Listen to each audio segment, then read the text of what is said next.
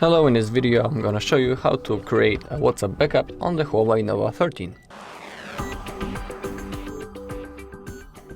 Okay, so let's get started. Let's go into WhatsApp. Then those three dots in the top right corner, click on Settings, swipe, click on Chats, scroll down and click on the Chat Backup. It's gonna take a little bit. Okay, it's finished. And also, we can copy the WhatsApp to the cloud.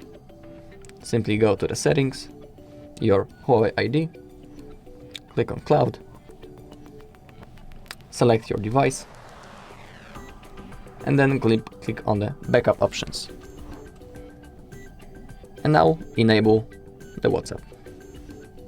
Okay, go back again. Oh no, sorry, click here and click backup. It's gonna take a little bit to finish, so you need to be patient.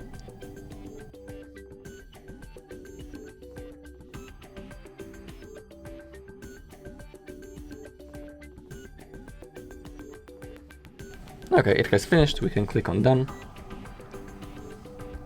And that's the whole process. If you find this video helpful, please leave a like and comment.